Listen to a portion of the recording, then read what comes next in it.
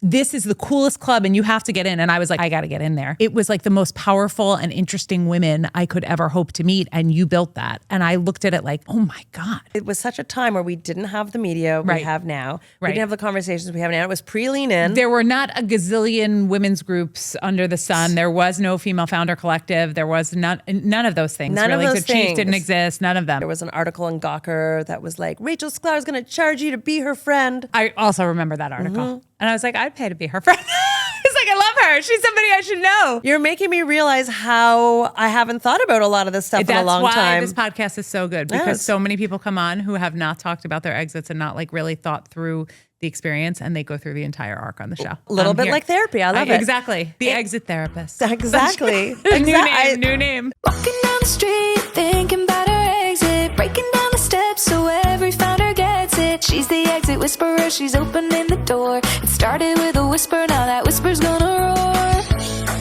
roar. She just sold her company, and here you get the real story. Shh, you could be next. Walking down the street, thinking about her exit.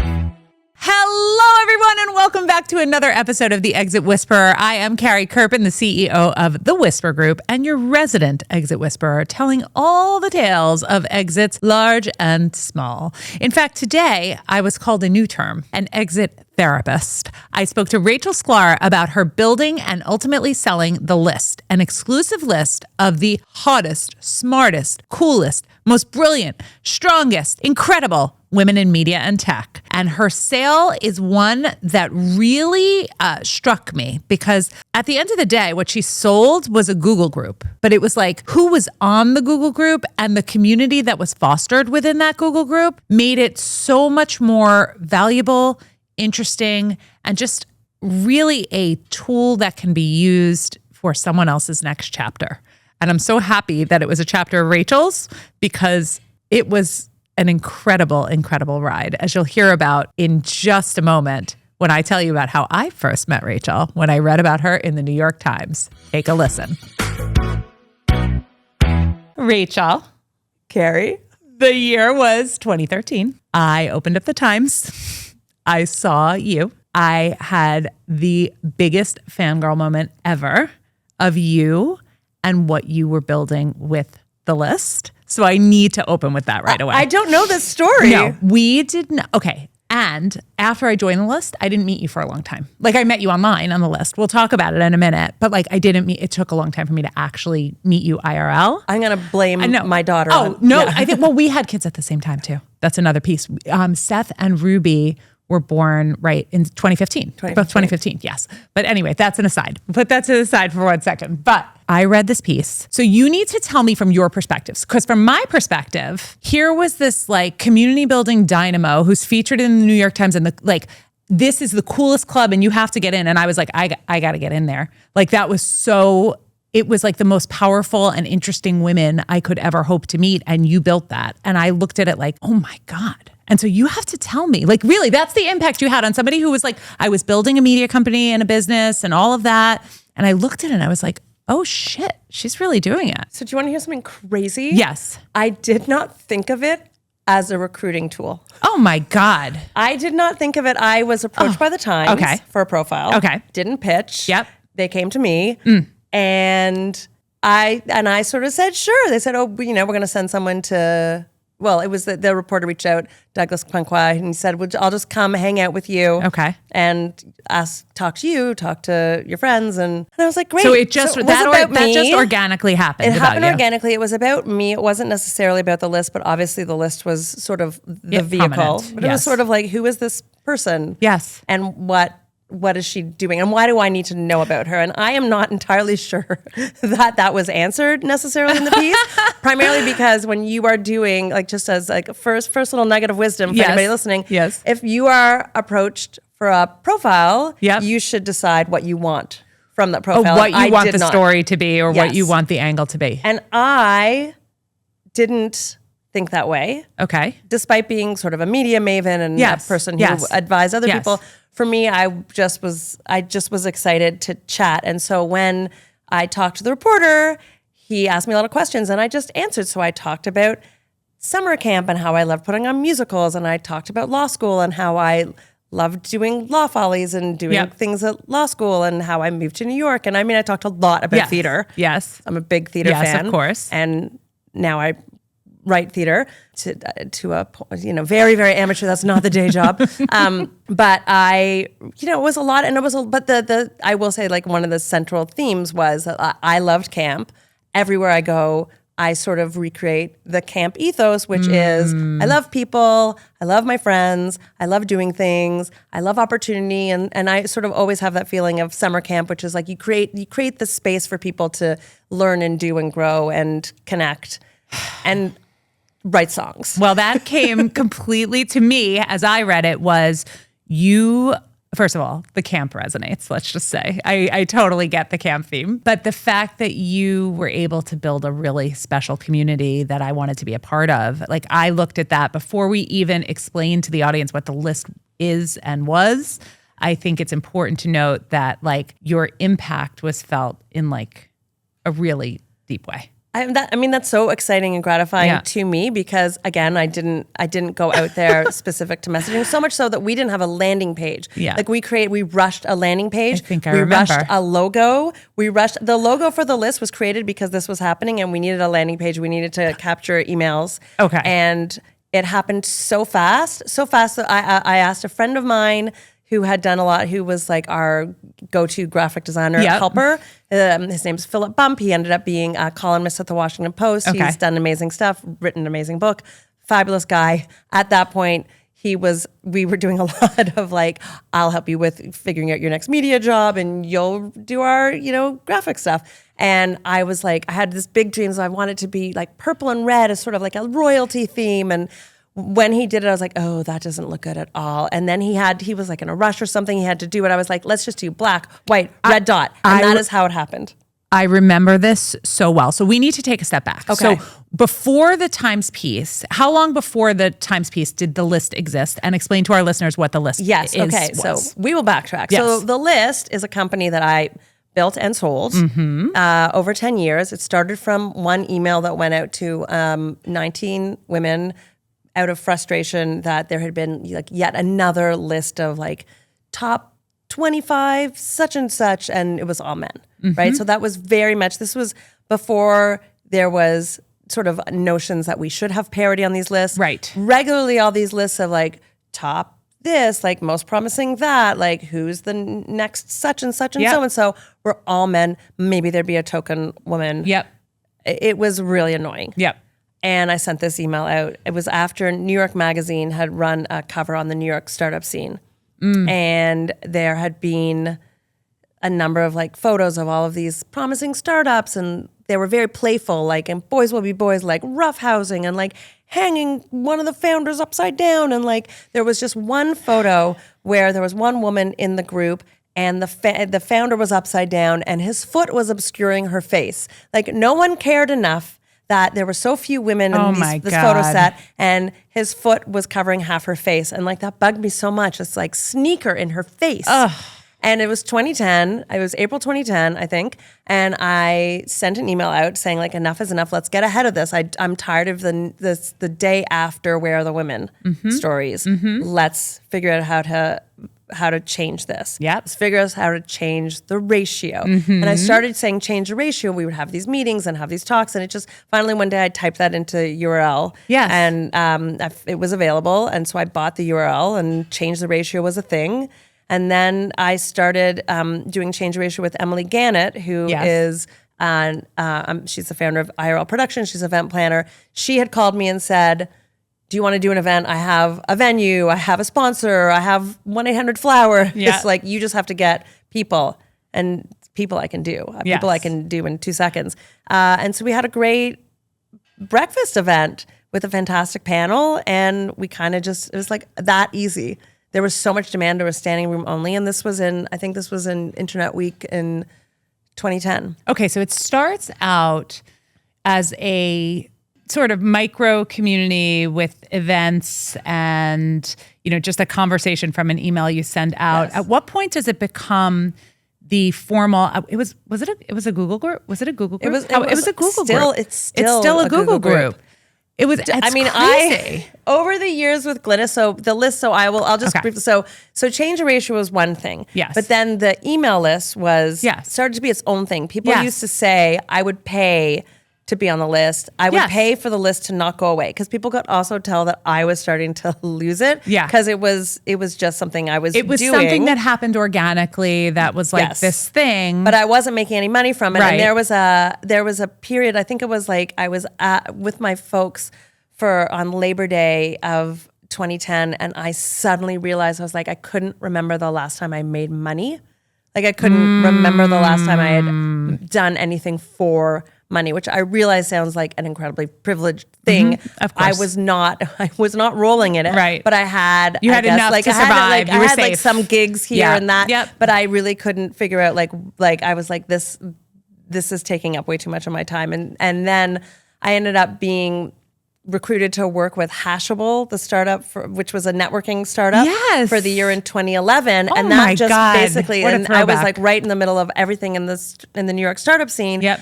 And it was, I was like being paid to network. And so I would just go around and be like, you're amazing, come with me. You're amazing, come with me. You're amazing, I'll get your email. And we just started growing the list that way. So it was switched over to a Google group at the end of 2010. Okay. We just started adding more and more people, and Yep. it became this robust thing that was its own, like it was the place where we would tell people in our invitation, it was like, it's a place where you will find other women that you can say to them, am I crazy? And they will say to you, no, you are not crazy. Yes. And because it was such a time where we didn't have the media we Right. have now. We Right. didn't have the conversations we have now. It was pre-lean in. There were not a gazillion women's groups under the sun. There was no female founder collective. There was none of those things. None of really. those Good Chief didn't things. exist. None of them. So what I eventually realized was I sort of created what I had needed Yes. so badly. Yes. Because I didn't have answers to a lot of the practical questions about how to function, thrive, navigate tricky things where you're like, you're not sure if someone wants to be your mentor or if they want to get you in bed, right? Like, and the eternal question. Yes, right? always. Right. You don't have to ask that. Right. there. Yes. And is that weird? Like, am I crazy? That's You one- wanted to create a space for that. But you're going to always have that nagging suspicion if you don't have anybody else to discuss it with. Yes. You don't understand that you're dealing within a system and that these things happen within Yes. systems. And so in order to understand that there's systems, you have to have these conversations. Yes. And so we just really all started having them together. And there was I like to describe it as like shortening the distance between A and B on information asymmetries, on making connections, on maybe flattening the road out a little bit. Yes. Yes. And I did that. At what point did you start charging? Yes. Okay. So you asked about when it became like a thing. So while in 2011 was like kind of like the wilderness years where Emily Gannett's building IRL productions, change the ratio is sort of a thing. People are talking about the list. And at that time, so Glynis McNichol, Yes. who was founder of the list with me, we had both come from media. We had both been at Mediaite. She left Mediaite to go to Business Insider and be the media editor at Business Insider. And again, crazy time. She drove herself into the ground at Business Insider, decided to quit, burned out, took a few months. And during that time when she was like, what's next? I was like, why don't you be my co-founder? Co-founders have so much fun together. Why don't we do a startup? You'll love it. Oh. She was like, I definitely will not love it. I know this, but I definitely see that you need help, which I did. And she cautiously agreed to join me and turn the list into something. If it didn't end up that she had to do like all the boring stuff, which she did end up doing quite a bit of the, quote unquote boring stuff, which is like payroll. Yes. Like making the trains run on time. Yes, But she did an exceptional job at that. And those are not my strong suits. My strong suit, especially at that time when I was single, free, and extremely social, was going to every event, going to every conference, meeting people, and saying, why don't you join our community? And so we ended up having this like super robust, fun, sort of eclectic, broad-based community of really amazing women doing really cool stuff who are all on the rise and really interested in supporting each other. You know, it was like, hey, do you mind tweeting this? And like, sure, I'll tweet this. Back when Twitter was good, right? And there was just like a lot of help and support, and it hit at the right time, and there was a lot of affection, sort of excitement.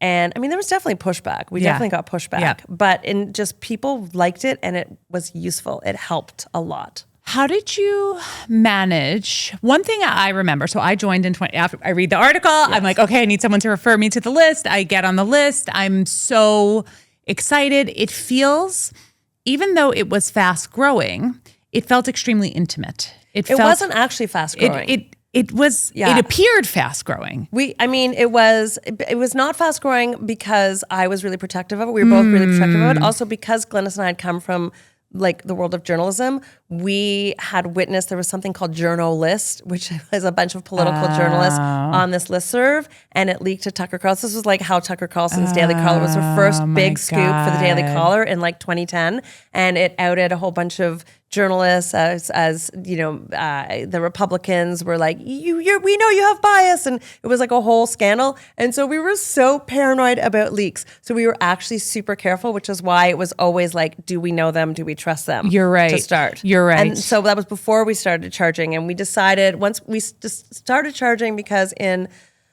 summer of 2012 we got a grant from the Knight Foundation, and we started turning it into a sort of like a proper business. Okay. And then we started rolling out tiers of charging and pricing in late 2013, and had converted everything in 2014. Very bumpy process.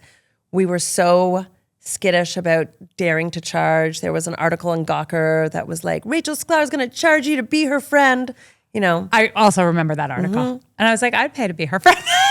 I love her. She's somebody I should know. So this was a very intimate feeling community, and a community that would absolutely like do anything to help you. Really would. I mean, I would have. It was really useful. So that, I think, is there were lots of places where my lawyer training came in, where just just to be clear, I am no longer a practicing lawyer. I never gave anyone legal advice. I did not represent anyone, but just to have like those natural reflexes, to be able to give an opinion that might frame how to proceed. Like, I do think that we definitely saved people like a lot of money and time. A lot. When things got sticky. A lot. And I will tell you actually a very funny story, although I will not name the very famous person who did reply and contribute into a conversation. But I was writing my first book, and it was called Work It: Secrets for Success from the Boldest Women in Business. I'm in it. Of course you're in it. And originally, the title was Work It: Secrets for Success from Badass Women in Business. And I felt uncomfortable with badass, partially because of You Are a Badass and all of that. So I just felt like it was very overused, and it didn't feel like me, and the publisher wanted to use it. So I went to the list, and I said, what do you think? Actually, similar to what you said, like, does this feel right? Just in a different way. And a very, very prominent person, you know, a best-selling author and all the things. I love that I can't figure out who it is based on that. I can tell you, but then you say that we do. I mean, I can. I just don't know if you want me to. I can say it. It's up to you. I feel like because I'm going to honor the confidentiality from 2014 or what have you. One of the most prominent members of the list wrote me a very long, heartfelt message about why I should not allow them to change it to badass. And I remember getting that email and thinking, like, the power of this random internet small community that feels so intimate. Like, it just, to me, it was indescribably valuable. And like, when I watched that growth, like, and watched it, and the way you grew it, you're right. The reason it always felt intimate is because you grew it in a way that was relatively intimate. I don't think, did you ever end up growing it like at a very fast pace when you upped it? You didn't. You kept it small. We had enough. We didn't have many situations I think over the years we had single digits of people who sort of left because something happened. Yes. Right. We're left in a huff. Yes. We would call it a flounce. Yes. Right. We had very few flounces. Yes. Which for a place that can. Oh yes. There are get lots hot, of flouncing in women's communities. Yeah. Yes. We prided on, we worked, there were times when Glynis and I would the thing about the list is because when it called for your complete and total attention, you dropped everything to give it your complete and total attention. That's right. And you had to, and it was worth it. And it's a lot of mediating and making sure people were communicating right and pulling back, just really mediating. Well, because you're mediating with very successful, high-profile, opinioned, strong women. I mean, it's a spectrum, right? There were people at various degree, various levels of their careers, of course. And people who no one's going to have perfect judgment all the time. No one's going to have the judgment you wish they had all the time. Yeah. No one's going to be able to, have a cool head about their own hot feelings all the time. Yeah. That's just something you have to build in and be ready for. And I did not know that I had this skill prior to that, which was being, I guess, the camp counselor skill of saying, girls, cabin meeting. Everyone in your jammies on the floor. I will provide the snacks. It's amazing. No, but really just hearing people and figuring out and smoothing and being able to keep things together in a way that felt good and everybody could save face and move forward. And that didn't always happen. But Glynis and I worked very hard on when we had emails to go out that were important, we worked on them together, we workshopped them, and we made sure that we were clear and that our tone was respectful and that we were treating people like adults and equals. Yeah. And this is not always the case in groups. Right. And community, if you are building a business based off of community, you better bet that the communication needs to be clear and thoughtful and really nuanced based on the community itself. Yes. And I do remember that very, very well. So you're growing it with intention. You're growing it with intention. You monetize it. I like to look back, retroactively. I can be everything was very intentional. Wonderful. But in reality, there was a lot of, I used to call it Forrest Gumping my way into things. Then Glynis, we would joke. Well, I would joke that I'm the battering ram. Yeah. She's the scalpel. Yeah. I'm the bounding puppy. Yeah. She's the discerning cat. Yeah. It worked very, very well. Yes, those types of partnerships often do. So you're growing, you're monetizing it. At what point does sale come into the equation? So people wanted to buy it almost immediately. We had a acquisition offer in 2014. Okay. Wow. From a Li.st member who had a company, and she was really gung-ho about it.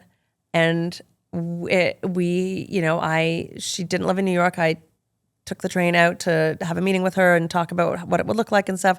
And then she came to our offices to sort of lay out the offer, but it was all stock, no cash. And so I said, well, this isn't going to work. Yeah. Because that's just too much risk. That's basically like a gift and with your fingers crossed. Yes. It's a wish. Yes. And, but it was incredibly flattering.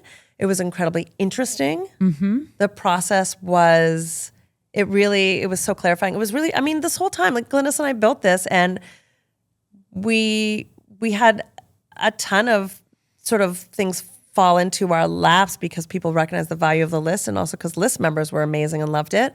And so it was really interesting to realize what we had and start thinking about how to price it and what it was worth, and to be able to turn down an offer to buy this thing that we built using Google Groups. Because really it's pretty incredible that what you're selling is literally a list. It's a list of paying members, but who is on the list and how the list interacts and engages and how supportive they are of one another. That's like the secret sauce that makes it so valuable. I would imagine it would be hard to know how to value a property like that. Well, we took a stab at it. Yeah. Like thinking about, first of all, like what the membership. Revenue. Yeah. And we also knew that we were leaving tons of money on the table in the form of like, we were not actively seeking sort of partnerships, sponsorships. We were not going out with like a second tier of, of different type of membership. We had a newsletter. We enjoyed doing it. We didn't think it was worth it to continue doing it because it wasn't something like it was a real heavy lift. We were just figuring it out, but we were not coming at it from the perspective of we're really trying to grow this, and we were not trying to exit, essentially, you were right? Coming, and you were coming from a perspective of protecting it and enjoying it, it sounds like. Yes, we had a few angel investors who were basically like a $10,000 check here, a $10,000 check there. Very helpful, thank you. Yes. Not going to change anybody's trajectory, but maybe just make things a little easier here and there. Support, at the beginning when it was not that easy. When we got the funds from the Knight Foundation, that was a $50,000 grant, which is great, but it didn't actually come to us in like a lump sum when they announced the award. It was like, oh, we'll do $10,000 in like 3 months, and then another $10,000 in another 3 months. Well, by the time it was like, oh, well, we can't. This you were scraping back. Yeah, we were scraping. Yeah. It was very, very character building. Yes. Very character building. Good. I enjoy that. Okay, so you get it. How does it go from initial all equity offer to the offer that you ultimately accepted? Yeah, so we had a second acquisition. I guess it didn't quite make it to an offer, but like serious conversations. It didn't make it to an offer because it was clear it wasn't going to work. But this is another list member who wanted to, people always had their ideas. That's the other thing. Everybody always had their ideas of what they would do, what they would like to see, what would work for them. And power to you. That's called building a company, right? You got to do what is in your vision, what feels right to you, what feels authentic. So that advanced a little bit. And then it didn't. It was fine. And then we had very serious conversations with Amy Nelson at the Riveter. So I was connected to Amy Nelson. We instantly realized, she was still very Seattle based. Yes. And we met in New York, and it was like really clear that there were some serious synergies. Yes. And we also really got along. Love her. And she joined the list. She could instantly feel the rocket fuel. Yes. For the Riveter. She, and personally, I was making introductions. Like we were just really having a lot of conversations about, it was a question of like, not if, but when. Yes. Ooh, that's interesting. I didn't know this. I mean, and I love Amy Nelson. So here's another piece of advice for anybody. Like if it's a question of not if, but when, you better know when that when is. Yeah. Don't get too comfortable. Yeah. Because if you keep pushing the when, pretty soon they might not need you in the same way because you have been working with them to such an extent, right? So that's kind of what happened. Like we had a lot of conversations with Amy. We were in active discussions. We were, I was also consulting for the Riveter. Like I was an advisor. Like we were very much enmeshed, and happily so. Yes. And they had to do a raise, and then so they did a raise, and then we're these were conversations we had, and then their investors, their board wanted to come in, right? So there was some conversations back and forth. We put together a presentation. They came back to us asking for more information. We put together another presentation. It's sort of like there took some time. She also, I think she had two other babies. Yeah, she had 4 in the span of. I think she had her fourth baby while this. So there was that also happened, right? And so there were, we were really like earnestly trying to find a way to make it work. And it's just, I think everybody let it go too long, and because the Riveter, really there was so much overlap. They really didn't need to buy us. They could have. I still think they should have, right? Because then the pandemic hit. And so had the Riveter had the list when the pandemic hit, that probably would have changed how they operated, because they were the co-working space and they had to close all their places. And I mean, but like, as you know, it must have been disappointing.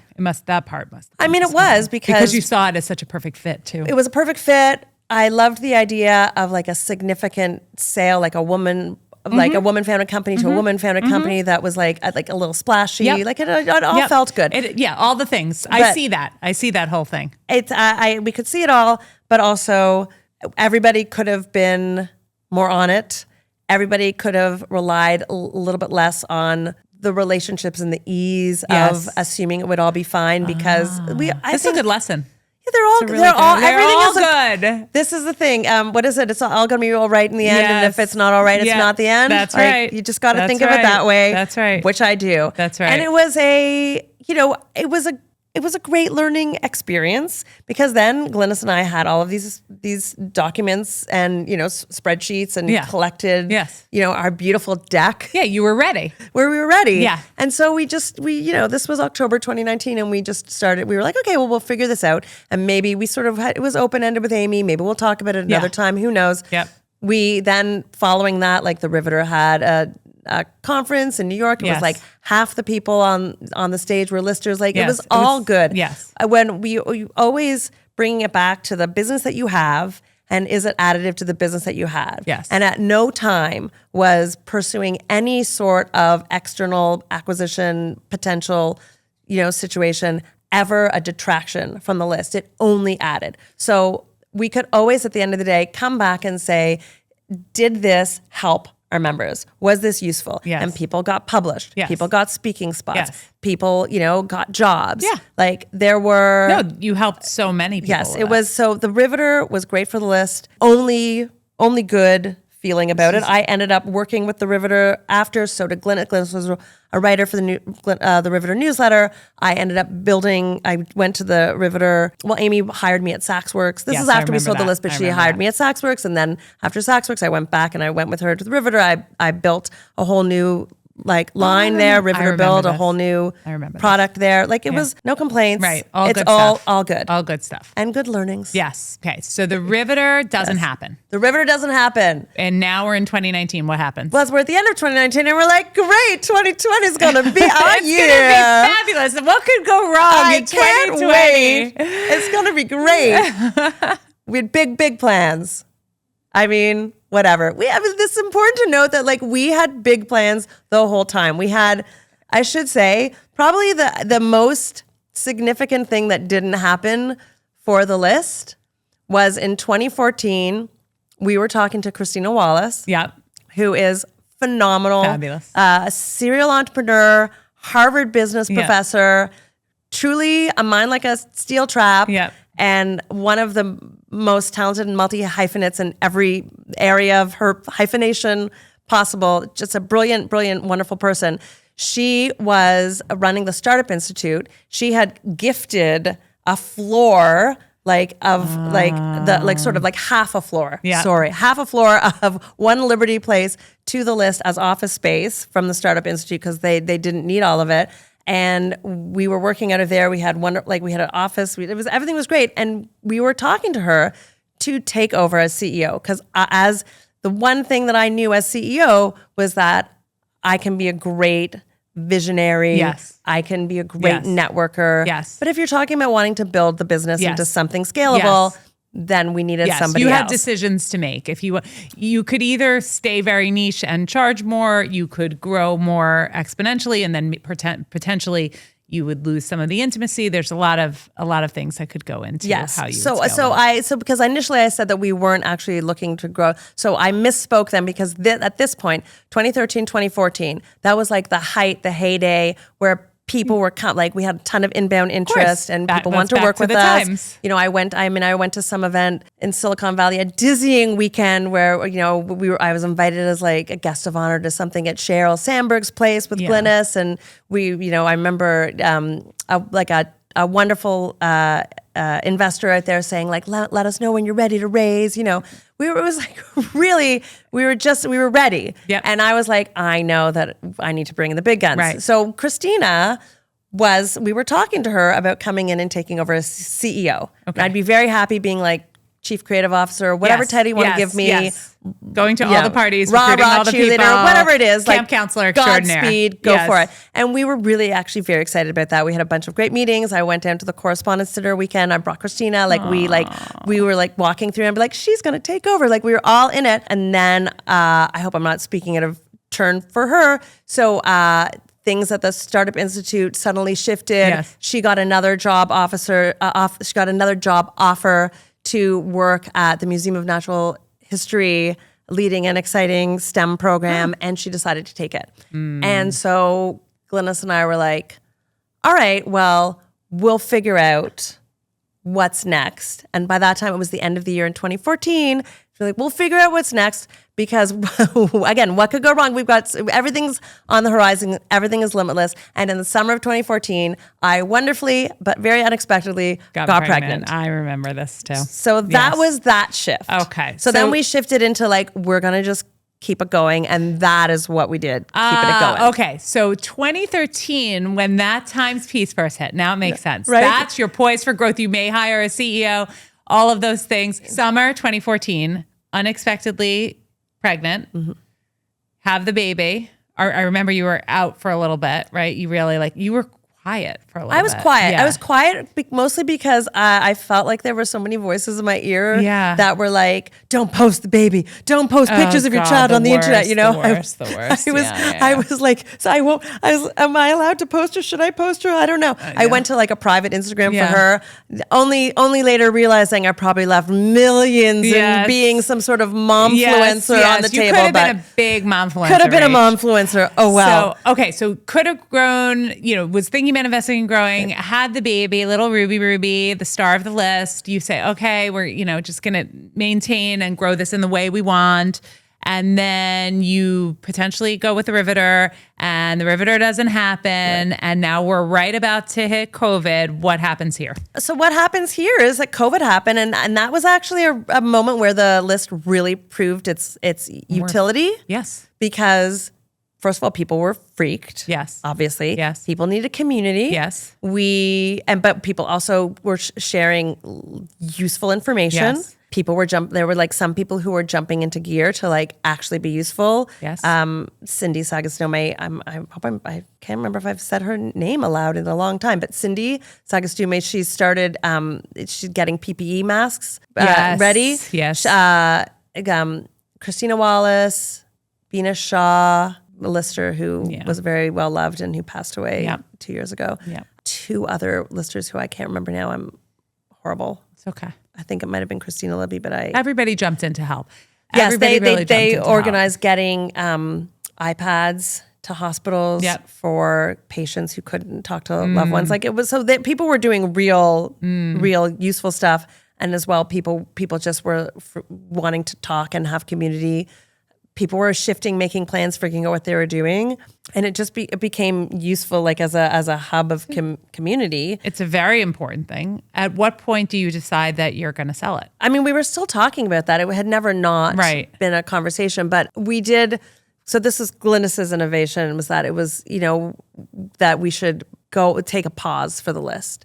That the list needed a little bit of breathing room, and that we needed some time to figure it out because we weren't doctors, we weren't mental health experts, and we needed to figure a few things out as because I literally picked up with Ruby and we went to Toronto for a lockdown and everybody this was real. This was a real emergency. Yeah. People were really in danger and we couldn't be all things to all people, and we took a little break and we paused memberships. Nobody got charged. Everybody had whatever added to their thing. Nobody lost from that. And at that time, Glynis and I had some conversations. And during that time, I realized I had never been off duty. I hadn't been off duty for the list since April of 2010 because of an email came in, and I would it's get just the managing of all of the feelings and all of the things that accompany it. It must have been really all-consuming. And I love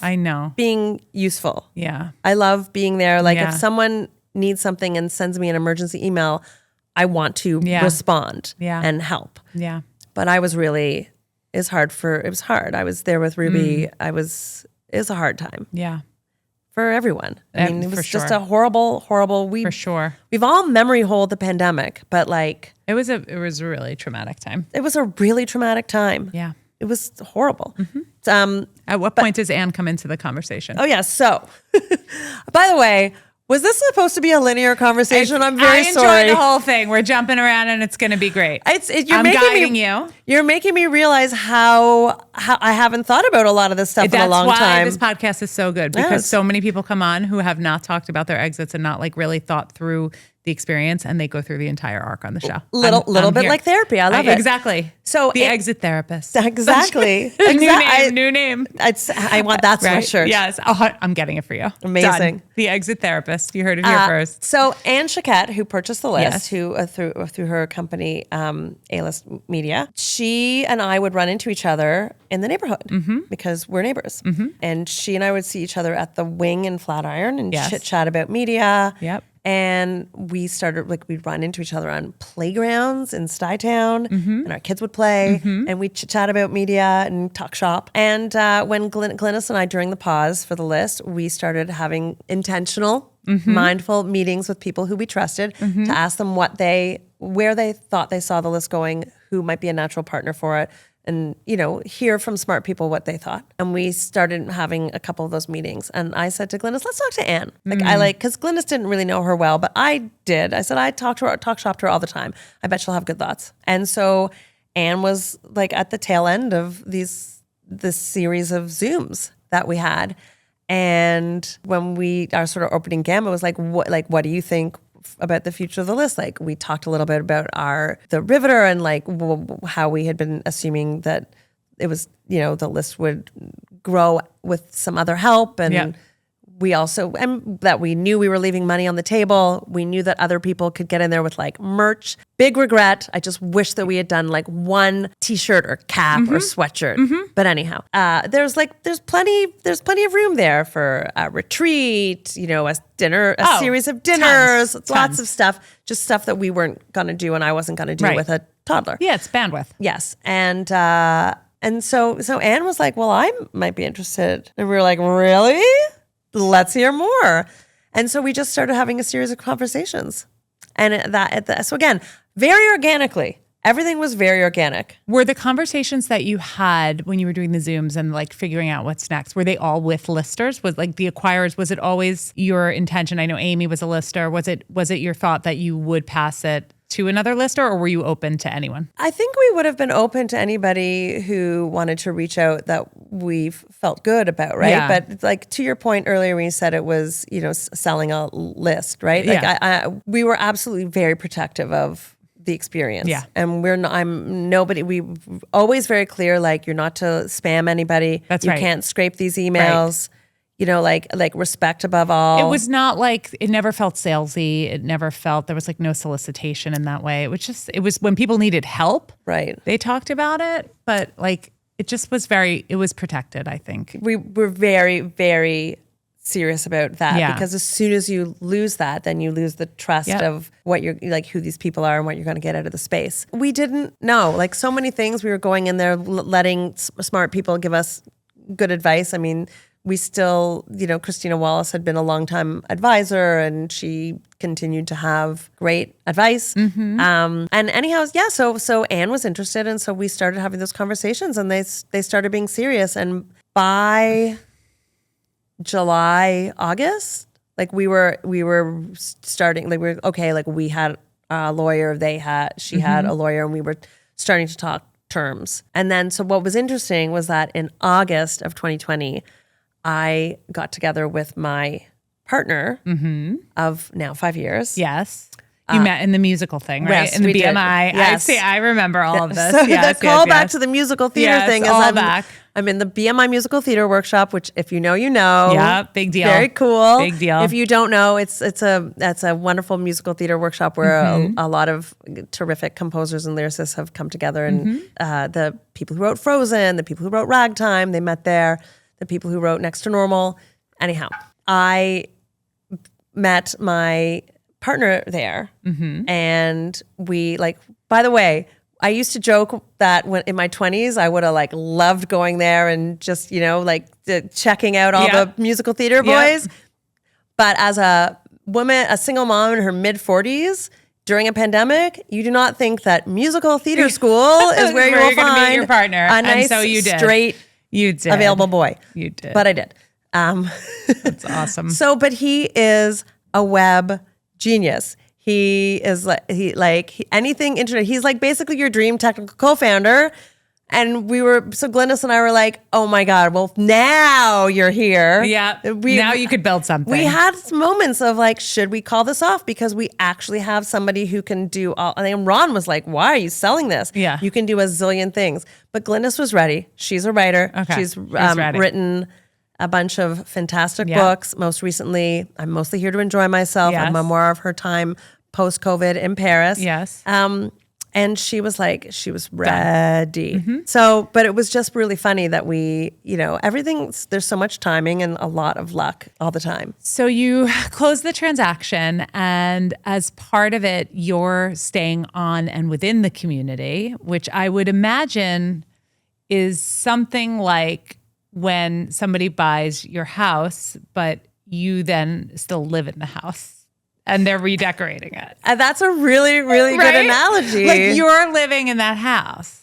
Yeah. So that's what I feel like it's like often when you have to stay at a company that's acquired. But for you, really, because it was so community based and so organic, like the way you talk about it, it's just like, I don't know, very meaningful. And you have this community, and you're still there. They're my friends. How does that? I recruited Your people friends. How do they because react? I loved them. How do they react to the sale? Like, how does the community react? Is it fine? Everybody was happy for us. Happy. People felt good about the fact that it was, we were happy. People were concerned that Glynis and I would go away. Yeah. We didn't. I mean, Glynis kind of did. Right. Like But she had we're- a little we're- for a it's- little yeah. while anyway. She was we're a little different. My involvement was Yes. much more vocal. day to day. No, but everybody loves Glynis. This is the thing. Now for Inner Circle, my subsequent community, I was like, well, Glynis, I need you piping up once in a while Obviously, because you have to everyone be loves in little here. Glynis. So it was a little bit of a bumpy process. From deal points to close. Yeah. Didn't love Anne's lawyer. I think that if this is a podcast about talking about things that I think that people, it's important to be vocal about if it feels different, if the conversations you're having with the person you're actually dealing with feels different than what you're getting from their lawyer, then say something. It's very easy to want to be respectful or sort of take a second to be, again, it's am I crazy? Right. When you're having these wonderful conversations that are so warm with someone. And by the way, the deal points were this was meant to be quick. It was a pandemic sale. This was not a height of the market sale. No, it didn't need to be a massively legally complicated. It didn't need to be. Right. There were points that were addressed. We had all the information, but the point of everything, it was structured so it could be done quickly and easily, and that was part of all the deal points, right, including price. And so when things started to become more complicated, and I found myself having to go through, non-red line changes in agreements and that sort of thing, that was frustrating. Probably almost would have called it off from that. There were times. I mean, we had some conversations I've that had were deals tough. like this that are very they're not so high price that it feels almost not worth it to be having these types of legal battles over a relatively small transaction. It was not worth that kind of sharky feeling. And so, but to Anne's credit, when we let her know that that's what it felt like, she was like, this isn't what I want. That's but wonderful. I think it is important to if there's a disconnect, if something doesn't feel like the way it's supposed to feel, then, and until it's done, it's not done. Yeah. And especially if it's your company that you've built and you feel strongly about, then I think it's important to think about how you want to proceed and if you want to proceed. Yeah. So to your point about living in the house. Yeah, you lived in the house. So you still live in the house a little. I still live in the you house. still live in the house. But there was a term of the deal was a 5-year free membership for Glynis and myself that we have a small percentage Yep. in the company, Yep. and we, there was a referral agreement where we would get, we did get You some refer sort of for members. referring members that actually ended up we never ended up signing that because it was post close, and there were terms that there was some non-clarity around that. So Glynis and I chose not to proceed with that. Right. So this is. Did it prohibit you then from building anything? No, we had a one, I think Anne was concerned, and rightly so, that I immediately would peace out and be like, come on, everybody, the water's warm over here, which I never would have done. I sort of said, like, You wouldn't. I You love wouldn't the do that. list. Yeah. I want to stay here. Yeah. And this is like, hello, it's the clubhouse where all my friends are. Yeah. I'm very happy to just chill here without being the one to do the work. Yeah. That's fine. Yeah. And so there was like a very light year-long non-compete that basically prohibited building another list. Right. It didn't prohibit me from doing the work I needed to make money. Yes. But prohibited me from doing something I had no interest in doing in the first place. Okay. But the referral agreement you did not sign because We it was didn't end up. post-close. We didn't end up doing Okay. that, and I think that was fine. But we structured the deal so that we wanted all the pieces to come together to be able to say that it was to be a deal of some significance, and coming from the the journalism, literary world, whatever. We wanted it to be like a significant deal in the book world. I think like just something like over $100,000 kind of thing. And so in the pieces, I see. So like the same way when you have a book deal, if it's a significant book deal or I not, think that's I should make sure the terminology is right. Yes, but I think I know what you mean. Just to be able to say this wasn't a nothing. right. This isn't a nothing. It's a something.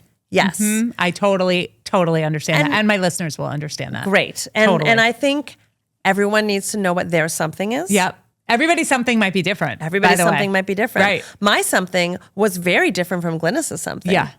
Glynis could, I think she would not be mad for me saying like Glynis could care less about being a entrepreneur who had an exit. Yes.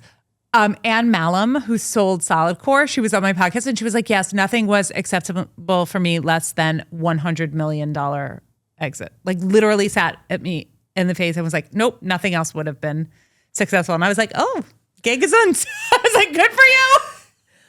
I'm fine with 99 million. 99.2. Call me. I shall not take this deal, but I will consider it insignificant, in fact. There's value. Everybody's thing. For sure. Everybody's something. Everybody's a value. But for me, there was real value in Yes. that validation of like, guess what?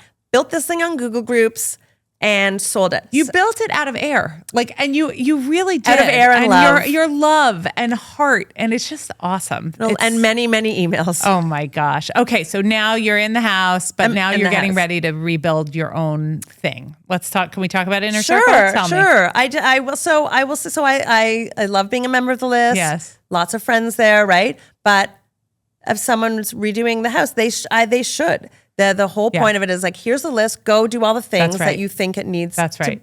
To be done. That's obviously going to be different than what I would do.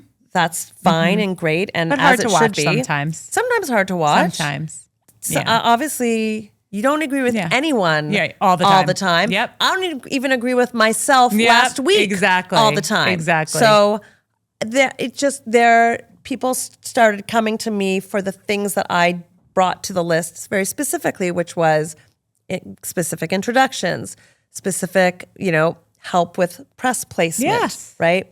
Specific advice about growth and strategy, just my general hyping across my social media platforms, which again, like RIP old Twitter, right? You were useful. It was a good time. But nonetheless, I am not unuseful. Right. If I'm going to share something, people will see it, and I love to support and amplify the things. And those are things that I did naturally because they were part of the business that paid me and looked after my life. Right. And I'm not, it took me a little while to back away from that because everyone was so used to coming to me.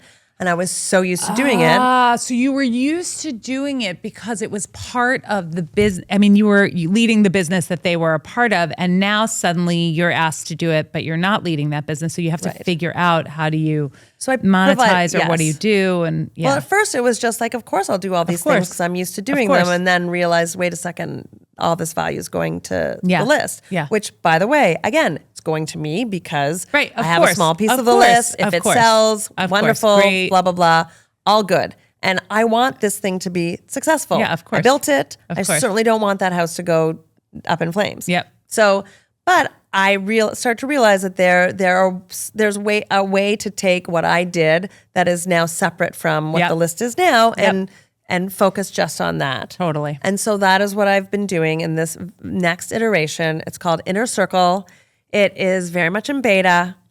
It is, it's a small community that is, I sort of tried to flip it a little bit in terms of where the list was about first, join the community and we'll see what happens.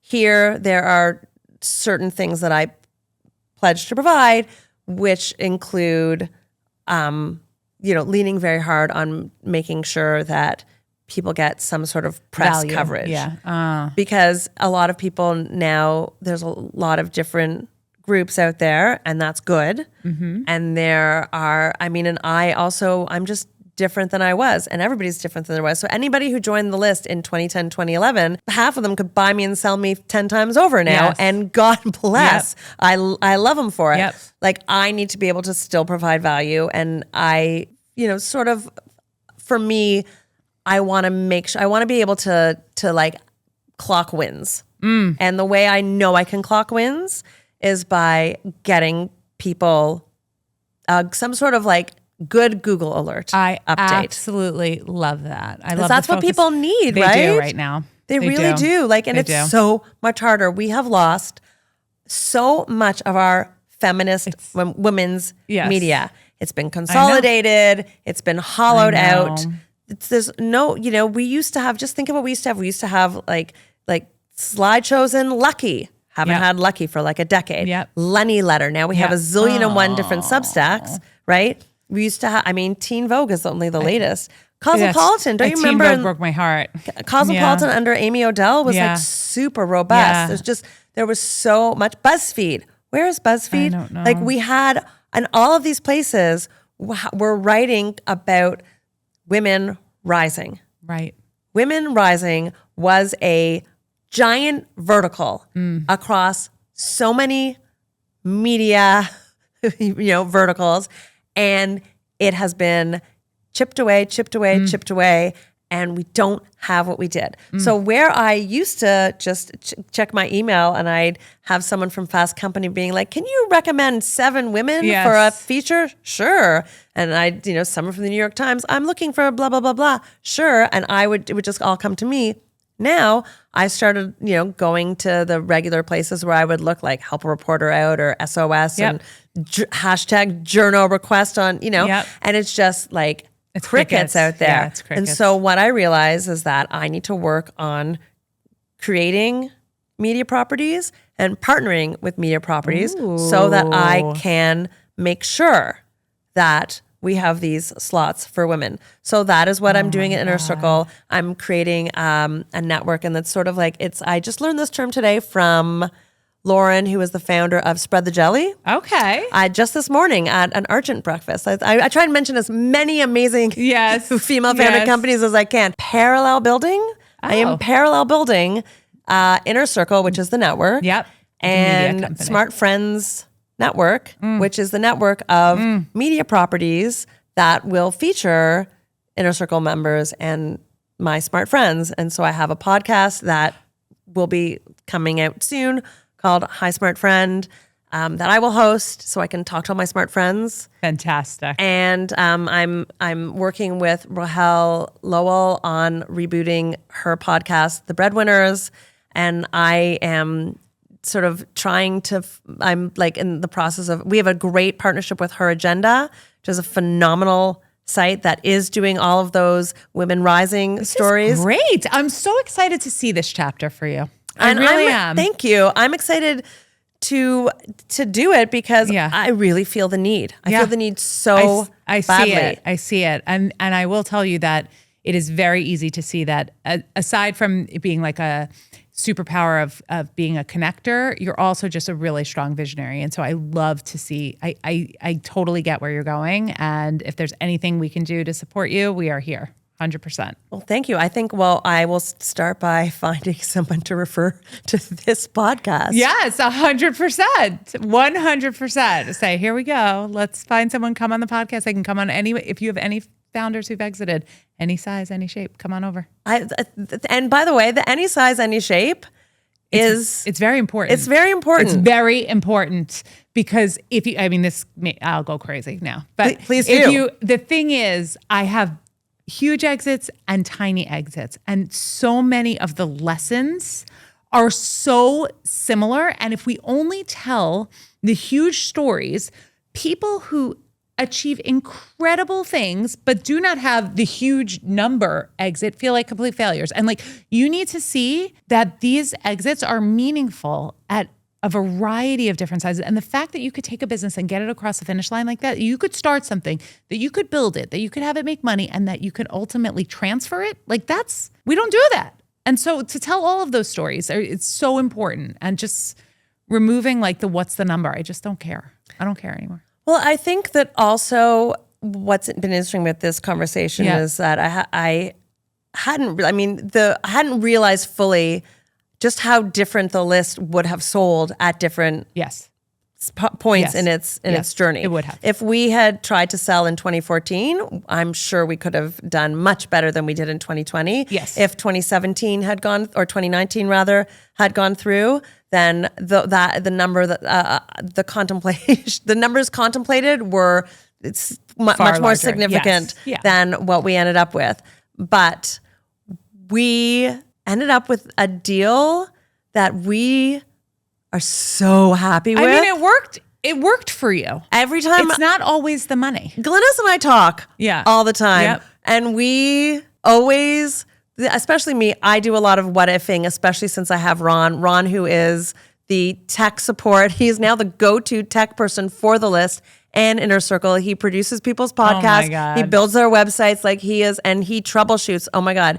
He's the guy. If you're like, what's my laptop doing? He'll know. Like, he'll help you. Yeah. It's really, I mean, he's a good guy, and he's very, very, very talented. But so there were times after where I would like say to Glynis, like, oh, maybe we should have held on.